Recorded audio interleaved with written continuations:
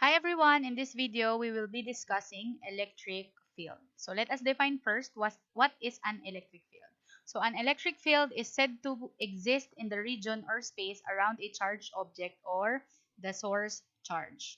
So electric field is the electric force per unit charge. So ang unit natin dito guys is Newton per coulomb. Okay? So ang formula na gagamitin natin is it can be force over charge or F over Q or K, Q all over R squared or Coulomb's constant multiplied by the charge all over distance squared. Okay? So, ito guys, ginagamit yung first formula kapag ka may given na force. Okay? So, ito ang itsura ng electric field kapag ka meron tayong positive and negatively charged particle. So, since ang electric field guys ay palaging may positive charge or positive test charge, so kapag ka positive siya, like this one, so, ang direction ng electric field natin ay outwards. So, ibig sabihin, magre-repel sila. A positive test charge is repelled by a positive charge, so the direction extends away from it. So, kung positive ang given na charge, and palagi ang ating test charge ay positive, always yan guys, the test charge is always positive. So, ang tendency ay magre-repel sila in a given positive positive charge. Okay? So, magkaiba kapag ka sinabing test charge at saka charge lang. Pag sinabing charge, yun yung source na charge. Pag sinabing test charge, yan yung nasa electric field.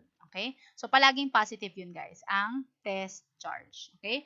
Kapag ka naman negative yung source or negative yung given charge, syempre, mag-a-attract sila. So, a positive test charge is attracted by a negative charge, so the direction is towards a negative point charge. So, ibig sabihin, ang electric field natin, kapag ka negative yung source charge, is inwards. So, papalapit siya kasi opposite attracts. So, ang tendency ni positive test charge ay mag-a-attract sa negative charge. Okay?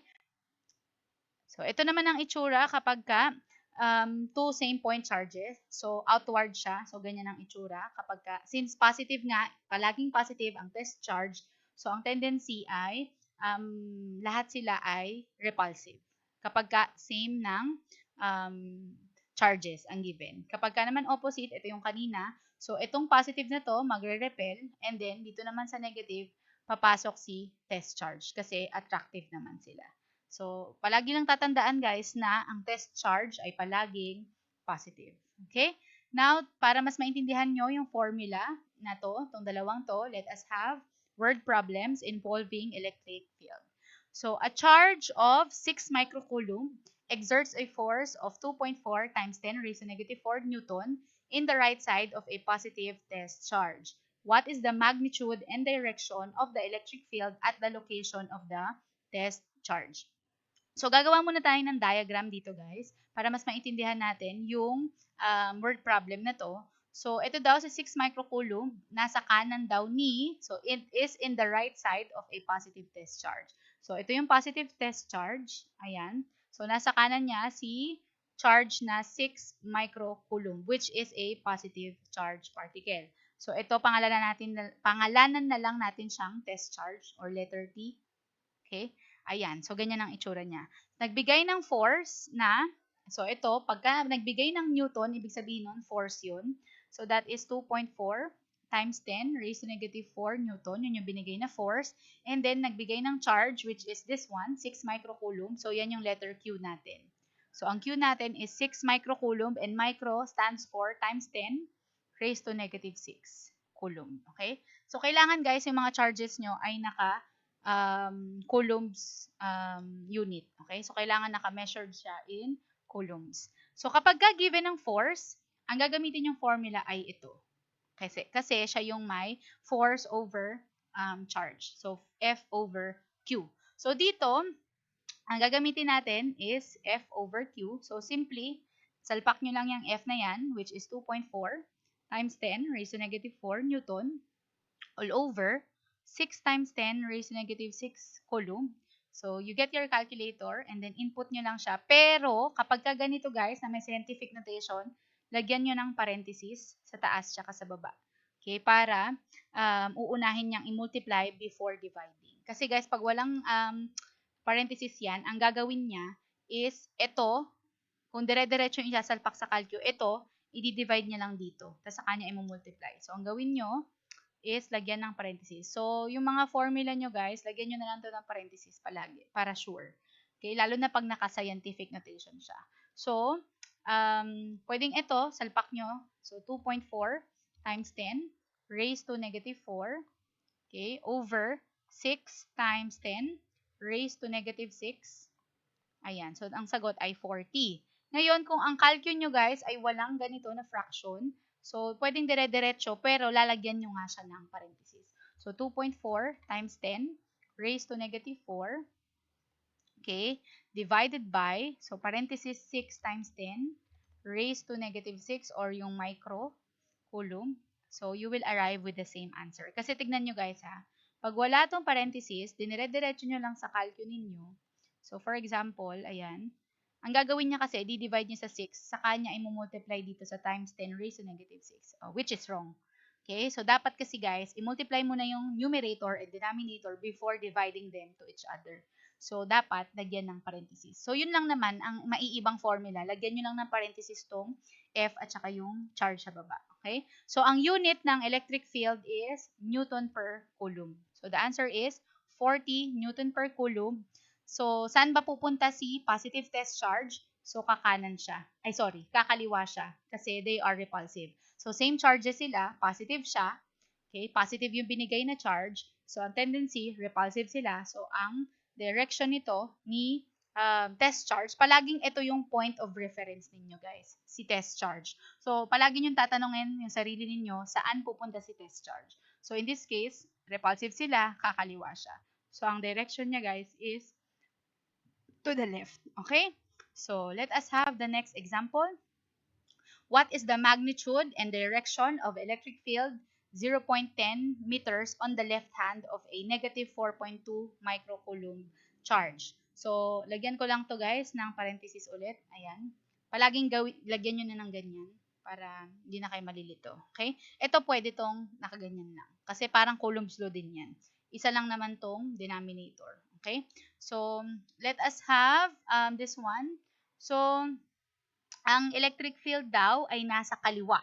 Ayan. So, obviously, si electric field, si positive test charge ay nasa kaliwa daw ni negative 4.2 microcoulomb. So, negative yung ating charge na binigay. Okay? So, pag binasa nyo maigi, 0.10 meters yung kanilang difference or kanilang distance. So, 0.10 meters on the left hand of. So, nasa kaliwa yung positive test charge. Nasa kaliwa daw nitong charge na to. Okay? So, since walang given na force, hindi nyo magagamit tong formula na to. Ang gagamitin nyo is ito.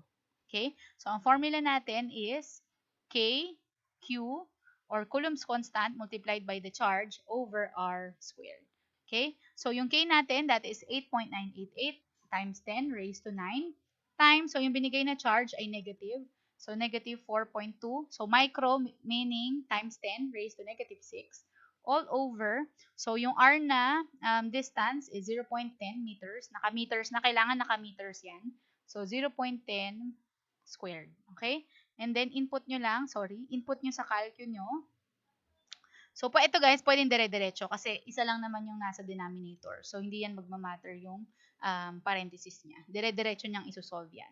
Ita-times niya muna yan bago i-divide. So, 8.988 times 10 raised to 9.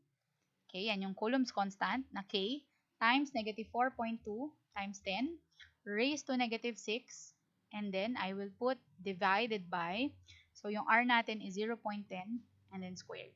So, the answer is negative 3 million. So, negative 3 million 774 960. Okay? So, this is the answer. So, Newton per Coulomb. Okay? So, ano naman ito guys? Ang direction niya, since ito yung test charge natin, so saan pupunta si test charge? Kakanan siya. Kasi attractive sila. We have positive test charge and negative charge. So, ang tendency, they are attractive. Kaya, ang sagot nyo dito ay to the right. Okay? So, ang direction niya ay to the right. Okay, baka nagtataka kayo bakit negative yung lumabas na sagot. Kasi guys, parang yung sa Coulomb's law, kapag ka 2 charges lang, so meron lang given na 2 charges, kasama na dun yung test charge ha. So kapag ka may given na 2 charges at ang sagot nyo ay positive, di ba ang ibig sabihin lang nun ay repulsive. Kung natatandaan nyo dun sa last lesson natin, ang ibig sabihin naman ng negative ay repulsive. Ay sorry, attractive. Okay? So, pagka positive ang sagot natin, ibig sabihin, yung dalawang charges na yun, kasi 2 charges to eh. So, kasama na dito yung positive test charge. So, kapag ka positive ang naging sagot, repulsive. Katulad nung first example natin. Ayan o. Since repulsive si test charge at saka si given charge, kasi parehas sila ng sign, positive, kaya repulsive sila. Kaya positive yung naging sagot. Ibig sabihin yan, repulsive. Walang kinalaman sa direction. Okay? Nalaman natin yung direction na left kasi sa diagram. So, left kasi si test charge. Si test charge ang palaging tinitignan. Dito naman, negative yung naging sagot natin kasi attractive tong dalawang charges na to. Kasi opposite sign sila. Ngayon, right siya kasi guys, kakanan si test charge. Lalapit siya kay given charge na negative column. Okay? So, kapag ka 2 charges lang, ang ibig sabihin lang ng sign, parang sa Coulomb's law, ay ibig sabihin repulsive or attractive. Pero kapag ka 3 charges na, okay, note ko na lang dito, pag 3 charges na yung given, ang ibig sabihin na ng sign is pagka right, positive, and then pagka left, negative. Okay? So, yun ang ibig sabihin. Pag 2 charges at saka 3 or more charges. Pero dito, ang palaging point of reference natin is si test charge. So, siya yung palaging point of reference. Okay? So, yung laging tinitignan natin kung ano yung kanyang direction. Okay? Let's have the third example. So, 2 charges, negative 2 times 10 raised to negative 7 coulomb, and 3.4 times 10 raised to negative 7 coulomb are 4 meters apart. So, 4 meters apart yung dalawang charges na to. What is the magnitude and direction of electric field at a point midway between the two charges? So, pag sinabing midway, nasa gitna daw nitong dalawang to yung ating test charge. So, gawa kong bagong diagram. So, ito yung test charge. Ayan. Ito yung given na dalawang charges. So, we have negative 2 times 10 raised to negative 7 coulomb. And ito naman, positive 3.4 times 10 raised to negative 7 coulomb. So, since 4 meters, okay, itong kabuuan, yung difference nitong dalawang charges na to, so since may gumitna na sa kanilang positive test charge, gagawin natin to ngayon, di-divide natin sa 2. So, ito ay 2 meters, ito ay 2 meters for a total of 4 meters. So, ibig sabihin, from the positive test charge na nasa midway nitong dalawang to, and difference nitong dalawa, 2 meters, ganun din dito, 2 meters. So, kapag ganyan, 3 charges na yan, di ba? Kasama na dyan yung test charge. So 3 charges na sila. So, pag 3 charges, i-apply nyo itong formula na to, kasi wala namang given na force. At the same time, gagawin nyo yung parang sa Coulomb's law na 3 charges. So, kukunin nyo muna 1 by 1 yung charges, yung per 2 charges, tapos i-add nyo siya sa dulo. So, ito pwede nating pangalanan na E1 or electric force 1, electric field 1. Ito yung E2 natin. Okay, so, ang magiging E1 natin, ayan. So, sila lang. Ito naman si E2. Okay? Pero ang point of reference nyo pa rin is the test charge. Positive test charge. Okay? So, saan siya pupunta? Yun pa rin ang titignan nyo. Siya pa rin yung point of reference. Okay? So, sila muna nito. So, silang dalawa. So, ang direction niya is kakaliwa siya. Kasi attractive sila nito ni E1. So, lagyan nyo lang to ng pakaliwa na direction. Pag sila naman ni E2, so, kakaliwa pa rin siya kasi repulsive sila. So, lalayuan niya to. Okay? So, lagay nyo dyan. Okay? And then, solve na natin. So, using this formula, diretso ko na sa calcu. So, ang magiging formula natin would be KQ over R squared. So, yung una, ito muna guys solve natin. So, ito yung gagamitin nating charge. Okay? So, input ko muna yung K. So, 8.988 times 10 raised to 9. And then times, so yung E1 natin is negative 2 times 10 raised to negative 7. And then divided by, so ang R difference nitong dalawang to ni test charge at saka ni first charge is 2 lang. Okay, 2 squared. So the answer is negative 449.4, negative 449.4 Newton per coulomb. Okay? And then si ano naman, ito, yung pangalawang charge. So, siya yung second electric field na isosolve natin. So, papalitan ko lang to. So, yan pa rin yung Coulomb's constant na K. And then, multiply ko na siya dito sa second charge na 3.4 times 10 raised to negative 7. And then, ang kanilang difference or distance is 2 pa rin. So, 2 squared is equal to 763.98 Newton per Coulomb. Okay? So, ito ay per two charges. So, pag sila lang at saka pag sila lang. Since ang tinutukoy natin dito ay yung net electric force, so kunin na natin yung total or net electric force, net electric field, field guys, nitong ng buong system na to. So, i-add ko ngayon si E1 tsaka si E2. So, ang kanilang direction ay to the left. So, parang doon sa Coulomb's law, pag to the left, gagawin yung negative. Pag to the right ang direction, gagawin nyo siyang positive.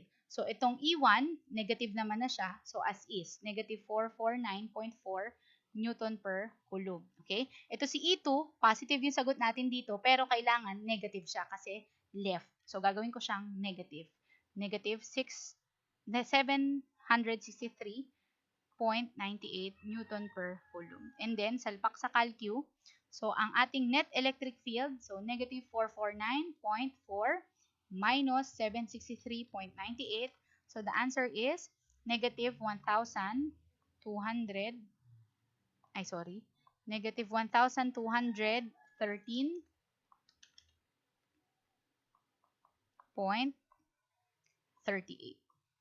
Newton per Coulomb. So, this is our final answer. Now, kaya naging negative yan since we are talking about 3 charges kasama si test charge. So, 3 charges na yan. Pag 3 charges, ulitin ko lang, ang ibig sabihin na ng positive ay to the right, ang ibig sabihin ng negative ay to the left. So, meaning, si test charge ay kakaliwa kasi ang ating sagot ay negative. So, ibig sabihin, ito ay to the left. So, si test charge or si electric field ay, ang direction niya ay to the left. Okay? Kasi negative yung naging sagot. Pero pag 2 charges, ulitin ko lang, like this one, ang ibig sabihin lang ng sagot na negative or positive, walang kinalaman yan sa direction. Ang ibig sabihin yan ay attractive or repulsive. So, itong direction, kukunin nyo pa rin kung saan pupunta si test charge. Okay? So, dito, kakaliwa siya. Kasi kaliwa naman sila guys parehas. Kaya kakaliwa talaga siya. Okay, let's have the fourth example. What is the magnitude and direction of electric field at a point midway between two equal and opposite charges of 3.5 times 10 raised to negative 8 Coulomb which are 5 meters apart? So, 5 meters apart to and then midway na naman si positive test charge. Okay. Okay? Tapos, kung 5 meters apart tong dalawa, syempre, this one is 2.5 meters. Ito ay 2.5 meters. Okay? Now, tawagin natin tong E1. Ito si E2. Okay? So, E1 muna. Anong direction ni test charge kapag ang partner niya ay ito? So, pareha silang positive. Okay? So, ang tendency, lalayuan niya. Repulsive sila. So, kakanan siya. So, kanan to guys. Okay? Si E2 naman, so, ito, tsaka siya. Si positive test charge at tsaka si negative charge. So, ang tendency ay kakanan siya. Kasi, attractive sila. So, kanan. Dito pa lang guys, makikita nyo kung anong direction ng sagot natin since parehas. So, to the right yan. Okay? So, solve na natin using the formula. So, 8.988 times 10 raised to 9. And then, ang una natin isolve si E1. So, ito muna, si positive. So, times positive 3.5 times 10 raised to negative 8. And then, ang kanilang distance is 2.5. Hinati na natin yung 5. So, 2.5 squared. Okay, so the answer is 50.33 Newton per Coulomb. And then yung isa, so same charge, pero negative lang siya. So, gagawin ko lang to negative. Same naman yung distance na 2.5. Kasi hinati lang naman yan sa gitna. So, syempre, ang sagot ay negative version nito. So, negative 50.33 Newton per Coulomb. Kaya ganito guys, ito, kaya yan positive. Since 2 charges lang pinag-uusapan, ibig sabihin yan, repulsive. Ito naman, negative, walang kinalaman yan dito. Itong negative na to, kaya lumabas na negative kasi attractive tong dalawa. Si test charge at saka itong charge na to. Okay? So, walang kinalaman yan sa direction. Kasi 2 charges lang tong dalawan to eh. Okay, so ngayon, kumpitin na natin yung 3 charges or yung net electric field. So, i-add ko si E1 tsaka si E2.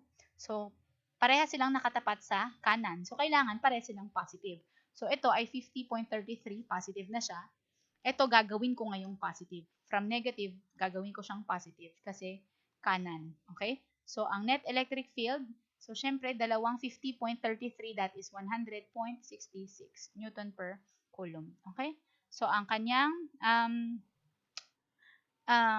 direction ay right. So, magra-right si test charge kasi positive yung naging sagot. Okay? Sige, let's have the last example. So, a 30 microcoulomb charge is placed at the origin. So, gawa tayo ng diagram. Ayan. So, ito yung origin, 0, 0. Ayan. So, nasa origin daw si charge na 30 microcoulomb. Ayan. So, positive yan. Okay, so it is placed at the origin and a negative 25 microcoulomb is placed 3 meters to the right of it. So, 3 meters niya raw. So, from here, so 3 meters, nandyan daw si negative 25. So, negative charge, negative 25 microcoulomb. Okay? So, ayan yung itsura nitong first sentence. So, a 30 microcoulomb charge is placed at the origin and a negative 25 microcoulomb is placed 3 meters to the right of it. So, 3 meters. What is the magnitude and direction of the electric field? 7 meters, 7, tanggalin nyo to, 7 meters to the right of the origin. So, 7 meters daw to the right of the origin, kanan, ay nandun si test charge. Ayan. So, what is the magnitude and direction of the electric field? So, tinutukoy niya doon, so yung test charge. So, nasa kanan daw na 7 meters. So, 7 meters to the right of the origin. Okay? So, kukumputin na natin yung individual. So, ito tawagin na lang natin siyang, siya yung 1, siya yung 2. Okay? Ito yung test charge natin. Okay? So, we have electric field 1 and then electric field 2. So, kung sila lang dalawa, positive, positive, syempre, kakanan si test charge. Si positive test charge kasi repulsive sila. Okay? Kung sila lang naman dalawa, okay, si 2, kakaliwa siya kasi attractive sila, positive, negative. So, ito, kakaliwa. Okay? So, dito guys, hindi natin alam kung saan pupunta si test charge kasi magkaiba. Isang kanan, isang kaliwa. Unlike dito sa last example natin, ayan, right, right, kaya ang sagot natin ay siguradong pa-right. Ayan, pa-right siya. So, dito, hindi natin alam kung saan pa siya pupunta. So, i-compute pa natin. Okay? So, makikita pa natin dun sa sign ng sagot. Okay, so ito munang first electric field. So 8.988 times 10 raised to 9. And then times, so ito muna gamitin natin. So 30 microcoulomb. So ang ibig sabihin niyan is 30 times 10 raised to negative 6. And then ang kanilang distance, so from here, kay test charge, to here, up to here is 7 meters. Ayan. So magkalayo sila ng 7 meters apart. So 7 squared equals, so this one is 5,502.86. Ayan, so 86 Newton per coulomb. Okay? Ngayon, ito naman, so babaguhin ko lang. So, andyan pa rin si K. Ayan, so ang pagagamitin na natin, yung second, ito, so negative 25. So, negative 25 microcoulomb, which means times 10 raised to negative 6. Ayan. And then divided by, so ano naman ang distance nito tsaka nito. So binigay lang na distance is from the first charge to the second charge, which is 3 meters. And then first charge, origin, to the test charge is 7 meters. So ano naman yung ito? From here to here. So syempre, kung 7 yung buo, from here to here is 7, ito ay 3. So ito ay 4, di ba? Para pag in-add nyo, same nito, 7. Or 7 minus 3. So, 4 ang gagamitin natin. Kasi ang difference nito, tsaka nito, from the test charge to the second charge, so, ito kasi sinusolve natin. So, 4. So, ang ilalagay ko ay 4 squared. Kaya, very important yung diagram, guys. Okay? So, the answer is negative 14,043.75 Newton per coulomb. Okay? So, to get the net electric field, so, i-add ko na ngayon si E1 na to the right, tsaka si E2 na to the left. Okay? So, ito dapat positive. So, as is siya, positive naman siya. So, 5502.86. And then ito, since nakatapat siya sa kaliwa, kailangan negative. And negative naman na siya, so you don't have to change the sign. It is already negative 14,043.75 as is siya, guys. So ang net electric field natin would be, so add nyo lang, so 5,502.86 minus 14,043.75, so equals negative 8,540.89. Tama ba? Ayan. Newton per coulomb. So, the answer is this one. Since negative ang sagot, meaning ang ating final direction is ang test charge ay kakaliwa. So, to the left si test charge. So, ito yung magnitude and then ito yung direction to the left. Okay? Guys, do not get me wrong. Walang negative na electric field or electric force. Nagkakaroon lang ng negative. Ang ibig sabihin lang ng negative na yun is it's either right or left pagka 3 charges. Ngayon, kapag ka 2 charges, ang ibig sabihin ng negative is attractive, ang ibig sabihin ng positive ay repulsive. Pero pag 3 charges, ang ibig sabihin na nung sign niya ay direction. Okay? So, in this case, ang sign ng electric field natin ay negative. That's why ang test charge natin is to the left. Okay? So, that is it for the electric field.